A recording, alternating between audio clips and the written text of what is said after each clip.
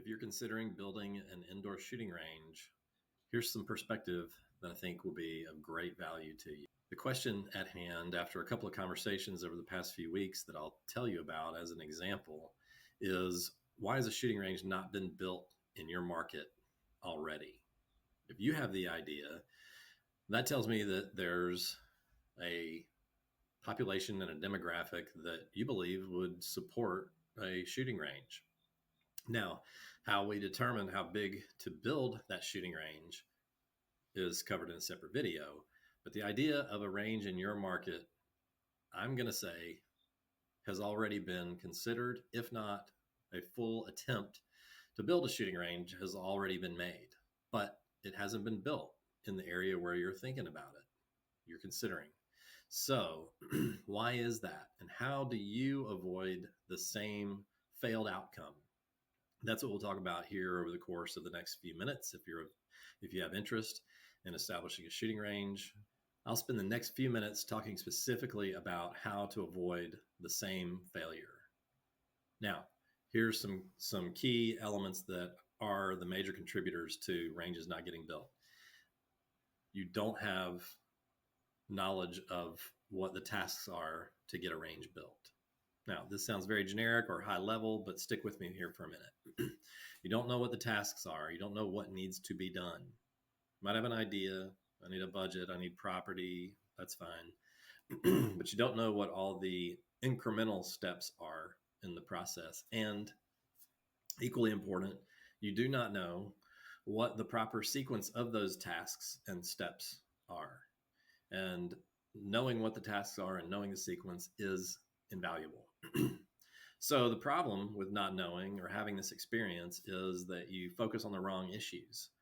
You think you know what you need to focus on, but you're wrong. Or those who've come before you have proven that they were wrong. Let's say they had the money, didn't have the real estate, or you have real estate, but you don't have all of the equity.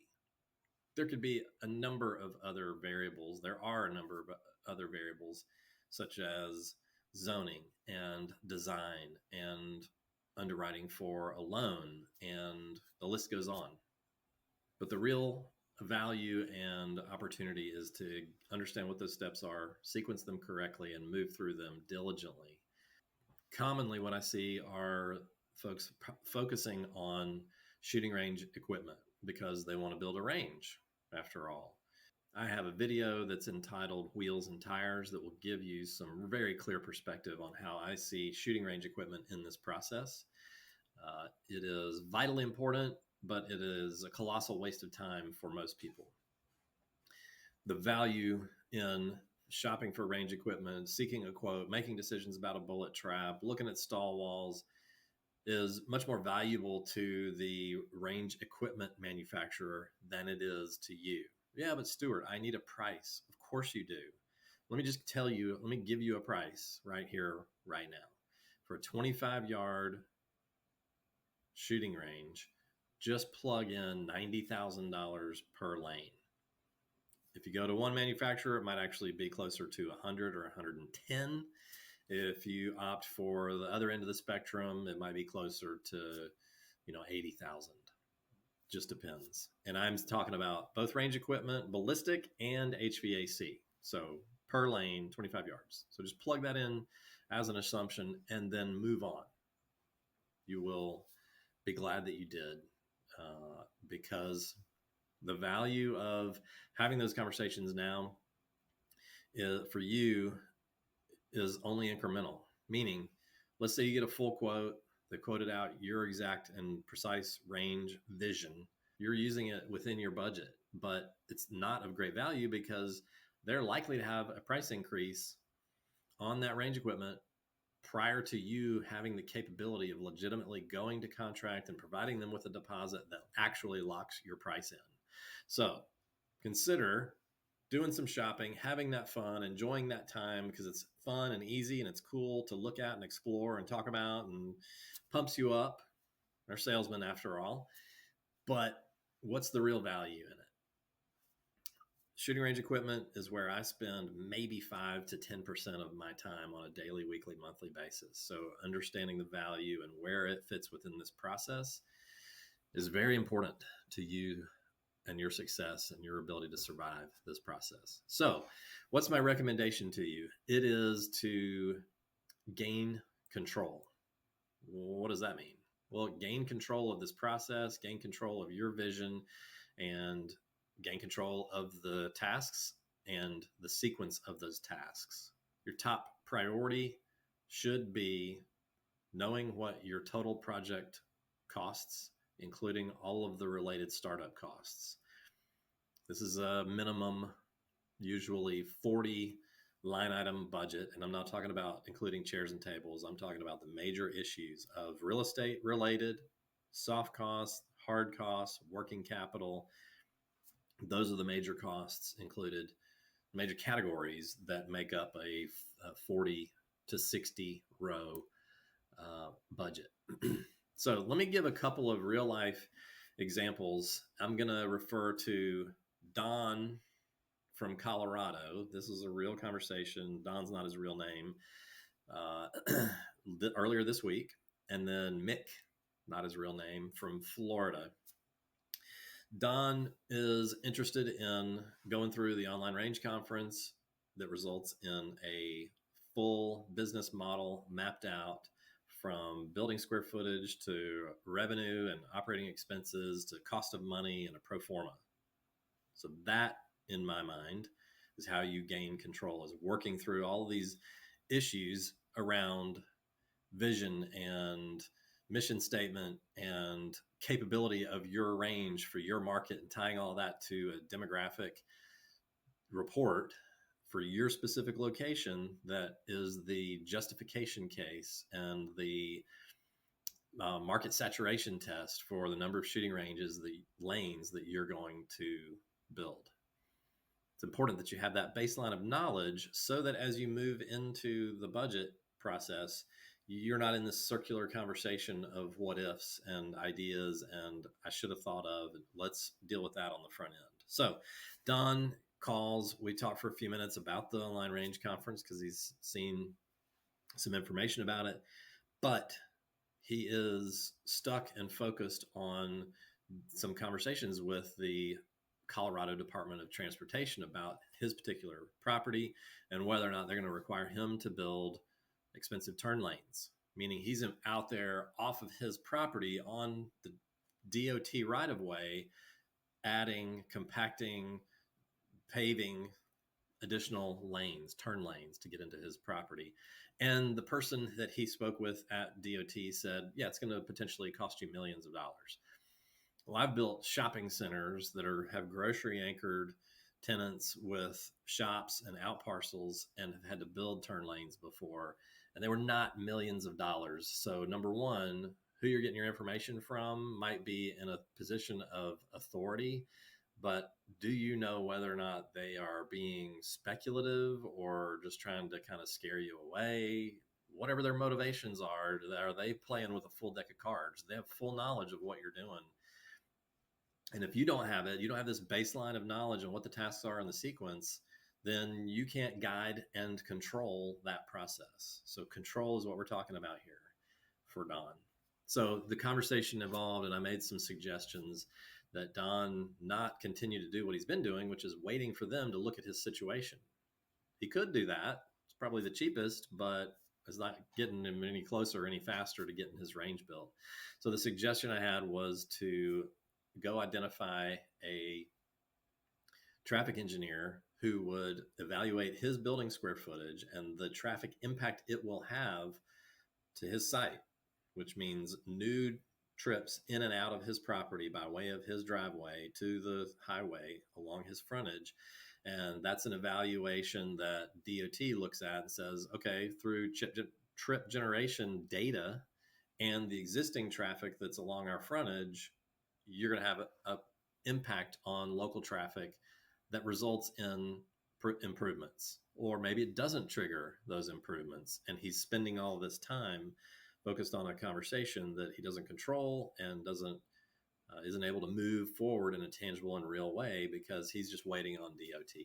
So, suggestion: spend a little bit of money investigating um, what the trigger or threshold is going to be for those improvements.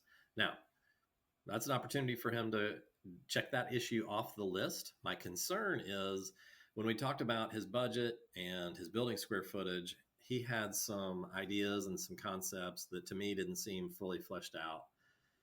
Did not give me, other than kind of a high level amount of building square footage that kind of got vague when we started talking about the number of shooting positions, because that incrementally increases, and the amount of retail space.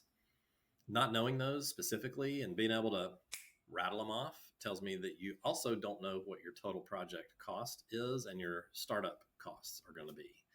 So, what's the value in determining whether or not you're going to have to pay for some road improvements, which certainly would be tens of thousands of dollars easily, maybe gets into six figures, is likely not going to be a million or more, unless you're just in a very peculiar situation, which the gun range just isn't going to trigger $1 million worth of road improvements. Something is not right about that situation. I've thought about this since our call, so this is a little bit of an update for Don if he sees this video.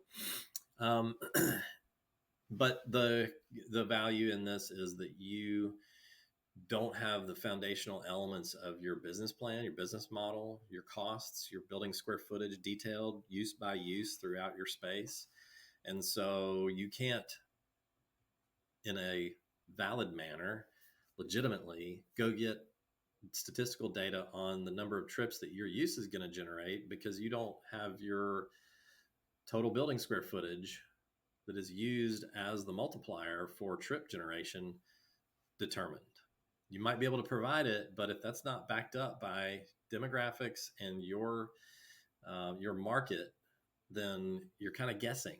And so if DOT says, great, you're going to build a 10,000 square foot range, you don't trigger these requirements for road improvements, and then you come back through permitting, and it actually grew a little bit. It turned into 13,400 square feet. Well, you might then be over the threshold. And the problem is you didn't do enough work through what the tasks are and the proper sequence of the tasks of planning and designing and budgeting and projecting revenue and operating expenses to know what you needed to tell DOT. So it's a long circuit through all those thoughts and ideas that I want to, as an example, encourage you to gain control. Second example is Mick from Florida. His name is not Mick, but Mick called and said, I just need to know if this particular property, we can build a range on it. And we began to talk about what the range capability is going to be. And it's kind of the same concern arose. And that is, he doesn't really know how many shooting positions and the full capability of his project. And so we started out, because there's a lot of flexibility with the particular site he's looking at, I think it was 8 acres. And then that wasn't going to work the way it was shaped. And he said, well, the seller will work with us. We can do 20 acres. And so I've been pulled into this failed attempt to properly plan because I didn't force Mick to map out specifically what the capability is and to go through this budgeting process. So I honestly, Mick and I are not working together. He said, I just need these plans. Can it fit on 20 acres? You tell me yes or no. And I just priced it too high for him for it to be of interest, which is fine, because if he determines that 20 acres is suitable, I don't know that that's actually what he wants to build, because his budget in the back of his mind might be, I can't build a $10 million facility, but I can build a $6 million facility. But I only made his vision fit on a site that is 20 acres and has X number of shooting lanes. So we're just in this spin cycle. So here is the deal. The online range conference is programmatically and systematized. The online range conference is programmatically systematized to go through the steps in the right sequence. So, what are the tasks and what is the sequence mapped out? You can see this within the outline. If you don't have a copy of it, let me know. You can submit a request to get a copy of the outline through the link that I'll put in the show notes here. So, let me give you kind of a little bit more perspective on control, because that's what we are talking about here through these two examples. So, how to maintain control is going to be dependent upon your ability to manage people. What does that look like? Determining when to engage them and how to engage them, and properly framing their scope of work and everybody's expectations, both on what they're going to do and when they're going to do it and how much it's going to cost and what their deliverables are. So, for example, an architect is generally going to have 3 phases of work within their scope. That is, schematic is phase 1, design development is phase 2, and construction documents is phase 3. You would submit construction documents to get your permit from your city or county. However, does your site need to go through some sort of zoning or entitlement process? It definitely needs to go through some evaluation of feasibility and due diligence. So now I've just introduced a 4th phase, if you will, that is the actual first phase that an architect will need to scope for you.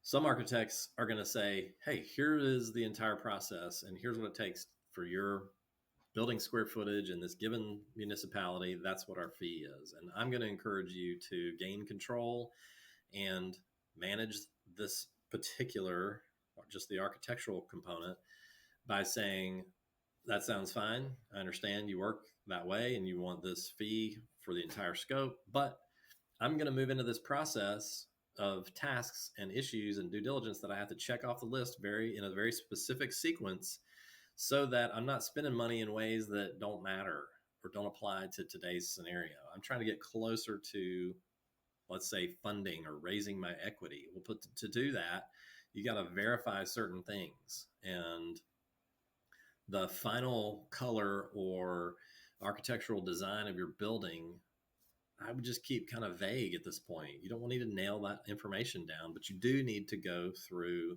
due diligence on the site and have the information that's required to submit for your conditional use approval scoped, so that it's not an out of control, just endless hourly billing cycle for the architect. You need to know, what is it going to take to get me submitted? And then once I'm submitted for my conditional use, what are the steps that remain to go through planning commission and then city council hearings and all of the staff reviews that are in between? That should all be scoped and priced and known on the front end, not working hourly. That's how you maintain or gain control in terms of managing people, specifically the architect. You would and should also have a civil engineer and a general contractor engaged at this point. Going to follow a similar set of recommendations, but their scopes are different, so the strategy would vary, but you get the idea. So, the value of control, now that we've defined it, is to get as much as you can for as little as possible. As much of what? Ha, glad you asked. To get as much information, data, and verification. So each day, week, month, you should be working through the foundational elements to verify that you can do what you want to do. If you don't have a budget, but you're in for zoning, if you don't have building square footage, but you're contracting for a given property, then you have the sequence of tasks very much out of order, and you are very likely to end up trying to shoehorn a project, a range that fits within a certain site, but you've entered that process and you've backed into it, and you have not, at that point, obviously, either maintained control over what your total costs are, startup and construction, nor do you know what your revenue and your operating expenses are, because the site drove the process for you. You didn't drive the process by working through the foundational elements. that happen to be exactly what you get delivered in the online range conference. So, how to spend your time, how and when, where to spend your time, and how quickly you spend your money is two key elements of the value of controlling this process and controlling your deal. The other value that control offers to you is it empowers you to take decisive action in this process, to engage the right people at the right time, only as much as you need to, and you will maintain their attention. The more you hash and rehash and head scratch and wonder and then explore and then have to backstep, the less patient they're going to be. You can get sometimes some free work out of an architect or a general contractor, but the moment that they sense that you are unsure or need to do some figuring out, then they're going to start charging you. And you want to keep them inspired and excited, and keep them patient. You don't want to wear thin on them. They're going to have a limit, and if you push it, you're going to lose the ability to effectively navigate through this process, because they're going to be less willing to work with you unless you are shelling out the Benjamins. So, highly motivated people, probably, maybe equally as highly motivated as you are, have failed in this effort to determine specifically what the tasks are, what the proper sequence is, and gain control. So if you want to build a shooting range in record time, if you want to create as much certainty in this process and de-risk the steps involved, check out the online range conference. I'm Stuart Mullen, Range Development Services. Thanks for tuning in.